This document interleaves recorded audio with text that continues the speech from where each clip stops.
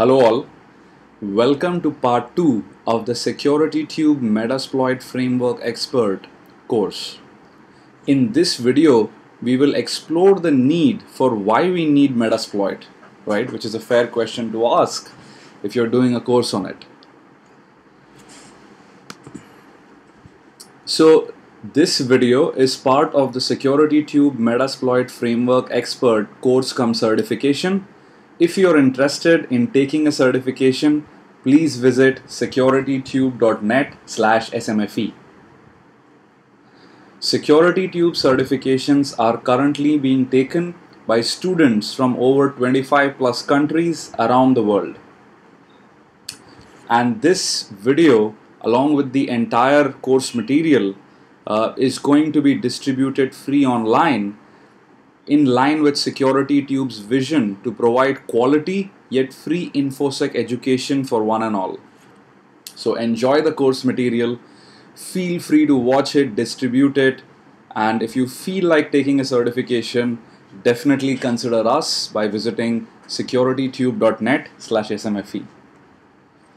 Okay, so the lesson lab setup for this video remains exactly the same as the previous one. And where we left off in the previous video was the challenges one had with using individual exploits.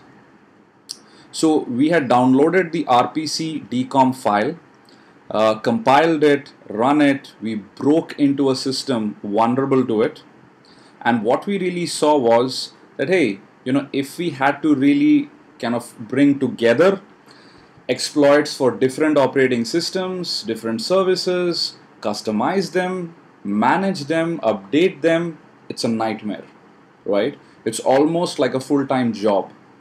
And this is where not just the customization of the exploits, but also of the payload, which is what do you want to do after you break in. Now, to make sense of all of this commotion, what we really require is a framework which can take care of all of this and allow us to use it with a great deal of flexibility. Enter Metasploit. So the Metasploit framework has been around for quite some time. It was written by H.D. Moore, I think around 2003, and was later acquired by Rapid7. Now the best thing is, even though it was acquired, the framework still remains open source and free for use, which is fantastic. And this framework can be used for penetration testing, exploit research, and also to develop IDS signatures. The framework is open source and written entirely in Ruby. I mean, personally, I wish it was written in Python because I love Python more, but hey. Okay, so the Metasploit framework has tons of stuff, over 770 tested modules for exploits, payloads, encoders, and whatnot. The best part is it allows you to plug and play different exploit payload combinations, right? And has a ton of other features we will discuss as we move along the course. Now, what I want to show you is a lot of activities which you previously did with other tools can also be done with Metasploit. So as an example, I'm going to do a TCP connect scan using Metasploit. Now, for anything apart from exploitation, we know we need to use auxiliary modules in Metasploit. We'll come to the different kinds of modules and their functionality in a later video, right? So what we are going to do is we go back to our backtrack instance. So here is our vulnerable Windows XP machine. Here is our backtrack instance, and basically what we want is auxiliary scanner port scan TCP. So I'm already here, use auxiliary scanner port scan TCP, right? Now let's quickly look at the options. And as I had mentioned, everything which is required set to yes needs to be filled out. Now let me just take a small subset of ports rather than doing it for all ports. Let's just take the first 500 ports, and I'm going to set our hosts, which is remote hosts, to 192.168.1.150. Now, people who have never used Metasploit, what we are doing is we are configuring the scanning options with which we are going to do a remote port scan on our Windows XP machine, right? So most of the times the different options are listed here when you do show options, and what you need to check is this column called required. Anything which has yes set to required is mandatory. So ensure that either you are happy with the current default setting. If not, you can change it to anything else you require, right? Ones set to no are optional. So as an example, the interface through which the packets need to be sent out. Now what we've done is we've set the ports and the host, and now let me make this multi-threaded by setting threads to 10. Now I could again hit a show options just to verify that all the input which I just mentioned is now configured in the module. Now in order to run this module, all I'm going to do is hit the run command, and if you notice, it gives me a list of open ports already. 139, 135, still trying, and then 445, right? So this is a quick replacement, if you like, for Nmap. However, truth be told, Nmap has tons of features which currently is not there in any auxiliary module. So Nmap has its own functionality, utility, and in the service fingerprinting and port scanning game, it's a class apart, right? What I wanted to show you is there's a lot of functionality in Metasploit which most people don't use and which you could leverage, let's say, in case Nmap is not available on your system for some weird reason, right? It should be available all the time. Okay, so we just did the port scan. Now let me go back to our slides and see what's in store next for you guys. Okay, so now what I want to do is replicate the same RPC DCOM vulnerability which we had taken in the previous video using Metasploit. Now Metasploit houses tons of exploits, right? As we said, the number of exploits is over 800. So how do you find the right one? One is you remember the actual module name and use it directly, or you can use the search command. So in this case, I'm going to just do a quick search DCOM. So let me go back out of the context and back to my regular parent console prompt, and let me do a quick search on DCOM. So this is now going to give me all modules which have anything related to DCOM mentioned anywhere. Right, so this takes a bit because you need to search through all the modules. Let me sip a little bit of tea by then. I love making these videos, so hope you're enjoying them as well. And I take my own sweet time to make sure we go extremely slow. So hope once again it's not too slow. So this is the vulnerability we're interested in, right? MS03026, which you remember I had mentioned in the previous video. So this is what our victim is vulnerable to. Now if you're asking a question, hey, if you already know what your victim is vulnerable to, where's the fun, right? So we'll come to how to do things like auto detection and of what vulnerabilities could be possible and all that in later videos, right? We'll go slow. Let's take small baby steps towards a larger goal, right? Okay, let me do a quick show options. So what I need to fill up is our hosts, right? Which is the remote computer, our host 192.168.1.150. Here you go. And the second thing, if you remember, which I talked about, was the payload, which is what happens after your exploit runs and succeeds. So in Metasploit, there are tons of payloads. What I'm going to do is select a payload which mimics the behavior of a remote command shell, just like in the previous video. So I'm going to say, hey, Windows right? And then I'm going to do shell, and it gives you a lot of options. I'm going to just say shell bind TCP. So this is going to go ahead and bind a command shell on a TCP port in the victim, right, after the exploit succeeds and our payload runs. Now you can also customize the payload. So as an example, the L port, which is the local port on the victim where the payload is going to run, is port 4444, right? And what this means is that if the payload succeeds in running, this is the port where the exploit code is waiting for us to connect to it, right? Now, in many cases, you may also have to set a target. What I mean by this is, let's say you have the same vulnerability, however, uh, the way in which we exploit it, or something called offsets, could be different for different operating systems in question, right? We'll come to all of those complexities a little later. So there's just one universal target which is fantastic, which is it works for all operating systems which are vulnerable to the current problem.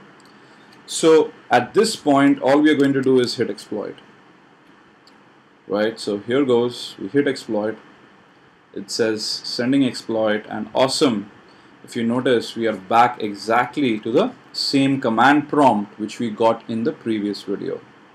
So Metasploit launched the exploit succeeded, our payload ran, we got a command shell which was there in the remote computer, we've connected to it, and this is what we get, right? You could again do the whole thing which we did in the previous video, do a quick gooder, type out confidential.txt and whatnot, right? Now let's exit and see what happens.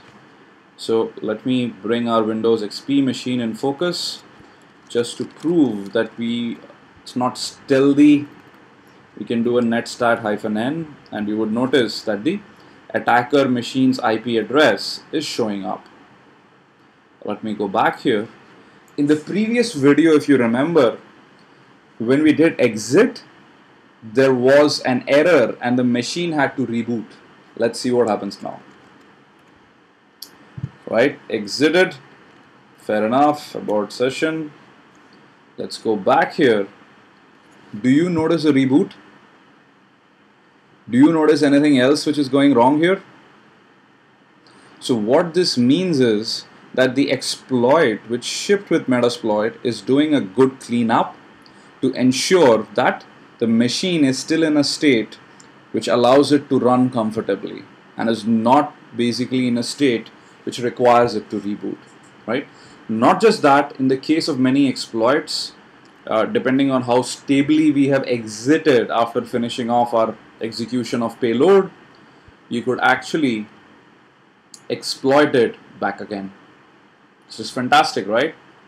And this is where the power of the framework comes in, because the guys who are coding all of these exploits, making all of that plug and play functionality, are also taking care that the exploit is stable enough to ensure that the victim or anything else you're pen testing on is left unhurt after the exploit runs, right? Awesome. So let's go back to our slides. Right, so we set the payload, we exploited the system. Now you could use more exploits as well and try things out. So as an example, I could actually use the net API exploit for SMB. So let's say I go back here, take a step back, and do a quick search for net API. What I'm trying to show is the quick flexibility with which you can just use exploits rather than having to do Google searches, figuring out what the exploit code is, if it is compatible to what you want to do, and all of that which you would have to do in the previous case. You should also get a coffee or tea if you start watching my videos. They are long. Okay, so I'm going to use the one which was discovered in 2008, which is the MS08067, right? Let's use this one. Go back up here, quickly look at the options. We need to set our host, right, to 192.168.1.150, and then I need to set my payload just like in the previous case. Should be Windows bind, sorry, shell bind TCP, right? Again, I do a quick show options. All the default options are here. If I wanted, I could actually change the L port in this case to, let's say, 6000, right? Because 4444 is almost like a little fingerprint port for Metasploit, to be honest. Okay, and here we go. Right? Fantastic. Here you have, again we have our little shell, and this time if you had done a netstat here, you would notice that port 6000 also appears to be connected to 1.10, right? Awesome. Now what I really want to also draw your attention to is, even though the attacker has broken into this Windows XP machine, there is no perceptible way the user can currently find out, right? When things could magically happen, right? Like files could appear and whatnot. Let me just put this in. So let's say I actually go to C drive, right? And here it is. Let me change to C drive. Then I could actually echo something saying hacked into smfe.txt, right? Once I do that, and if I look at my Windows XP machine, you would notice a new file called smfe appears, which has the word hacked in it, right?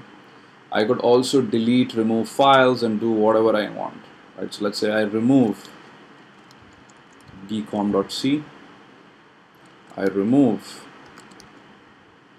hacked.txt, and I remove smfe.txt, right? All of this works perfectly, right? All those files have been removed. And I can also make modifications to existing files, which is echo hacked to confidential.txt, right? If I go back here, there you go, right? The word hacked has been added in the end. Fantastic. So again, I can comfortably exit, and the remote system seems to be as stable as ever, right? Let's go back to our slides. So you could actually choose other exploits and try it as well, depending on if your system is vulnerable, right? Very important. The previous time when I run the Metasploit Mega Primer, a lot of people complained saying, hey, I run the DCOM exploit, no shell, no shell love. So it'll only work if the victim Windows XP machine is vulnerable to that specific vulnerability. Now, if you have a problem with getting all of these vulnerable machines, you can choose to get access to our labs, which has a ton of these vulnerable machines, which you can play around with, right? That's the shameless marketing pitch. No, the labs are good. Okay, so now we come to the next part, which is same exploit but different payload. Now, in all the previous examples, what I did was I was just getting a remote bind shell with which I was communicating, right? Now, what if I want to take the same net API exploit but create a user on that remote computer and just exit? I don't want a shell, I don't want anything to happen, I don't want to communicate with the remote computer, I just want to create a new user, right? How do I do it? So let me go back to our backtrack machine. Now, here's the best part. I'm still in the MS08067 exploit. And if I look at the options, do you notice currently the payload is Windows shell bind TCP. All I'm going to do is change the payload to Windows add user. And now I'm going to go up there, do a quick show options, and at this time you have a different set of payload options, right? Let's not worry about the exit function for now. We'll take that up later. The username and pass. This is the username password combination with which a new user will be created on the victim Windows XP machine if our exploit succeeds and the payload runs, right? So let me just run it without any modifications to the payload.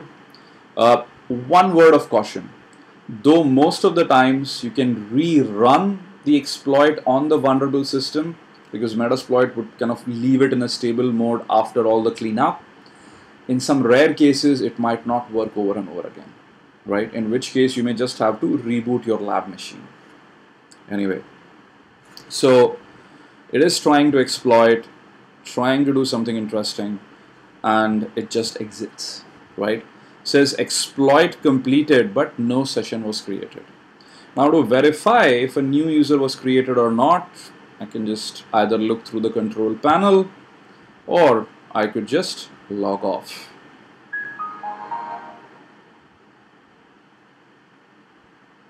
Right, and if you notice, now there is a new user called Metasploit on this system, right? If I do a little full screen for you, there is a new user here called Metasploit.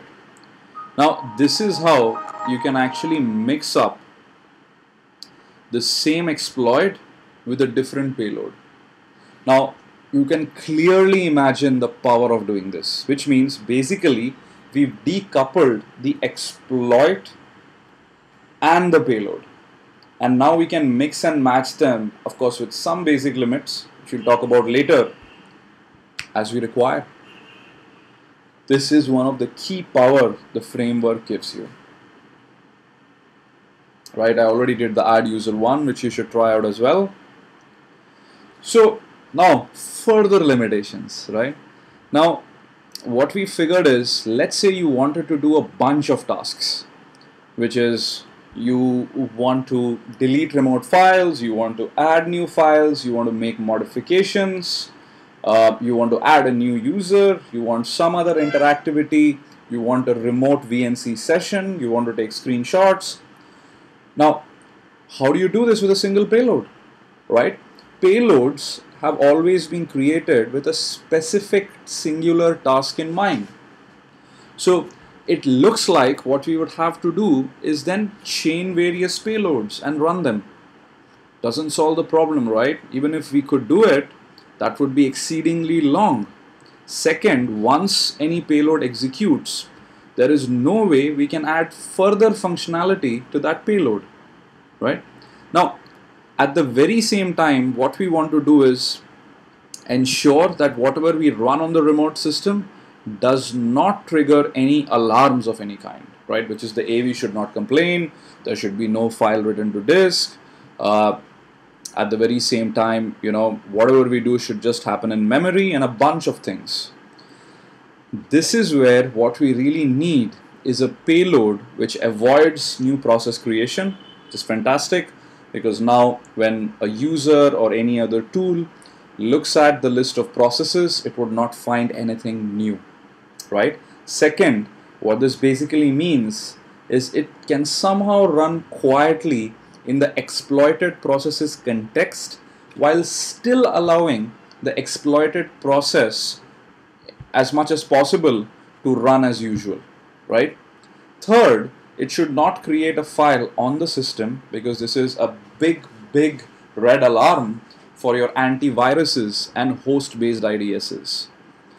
Finally, you also want a payload which allows you to extend its functionality at runtime based on what you see on the remote system.